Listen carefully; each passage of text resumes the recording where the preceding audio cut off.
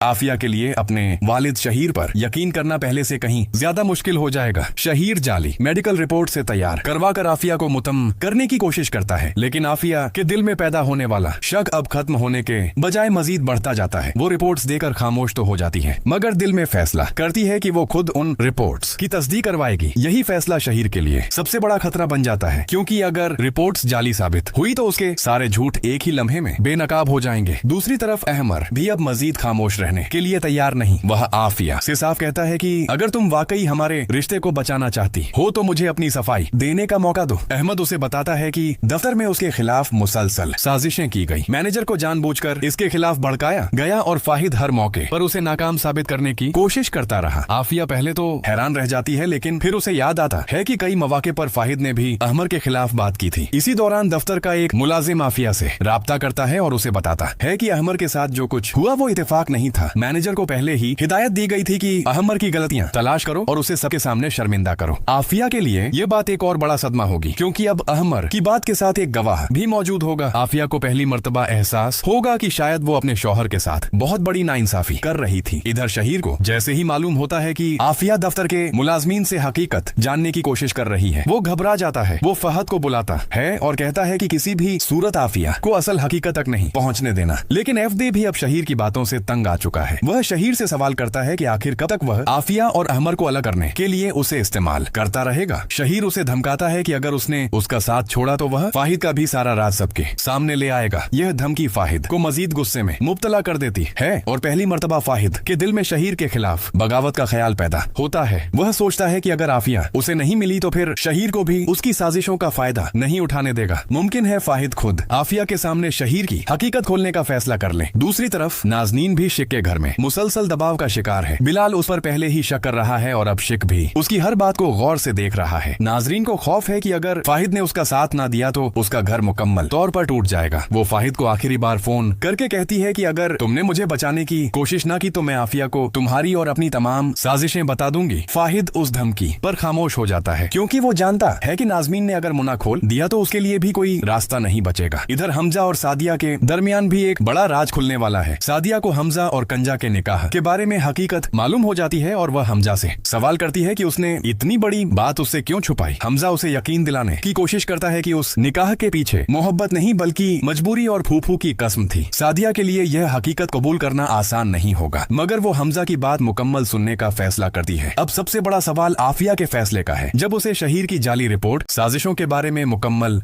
हकीक वो अपने वालिद का सामना करेगी। क्या वो अहमर से अपनी गलती की माफी मांगेगी, या शहीर आखिरी वक्त पर एक ऐसी चाल चलेगा जिससे आफिया एक बार फिर अपने शौहर के खिलाफ हो जाए।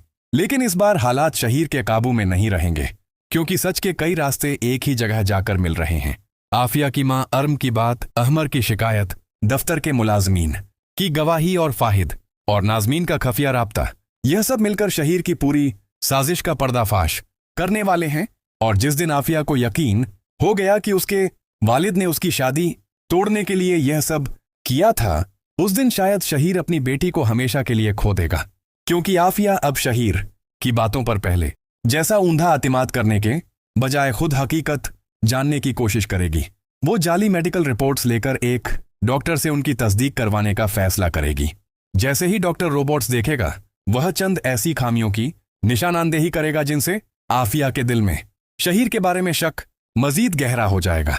आफिया फौरन अपनी वालदा अर्म से राब्ता करेगी और पूछेगी कि आखिर आपको पहले से कैसे मालूम था कि डैड अपनी बीमारी के बारे में झूठ बोल रहे हैं। अर्म इस बार खामोश नहीं रहेगी और आफिया को बताएगी कि शहीर ने सिर्फ बीमारी का ड्रामा ही नहीं किया, बल्कि अहमर को आफिया से दौर करने के लिए फाहिद के साथ मिलकर कई मंसूबे बनाए।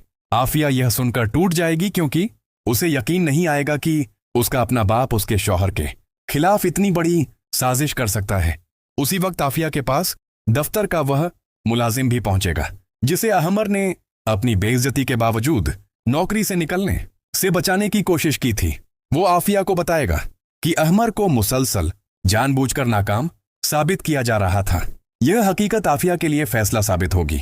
उसे याद आएगा कि अहमर ने हमेशा उसे समझाने की कोशिश की, मगर वह हर बार शहीर और वाहिद की बातों में आती रही। आफिया फौरन अहमर के पास जाएगी और उससे माफी मांगेगी।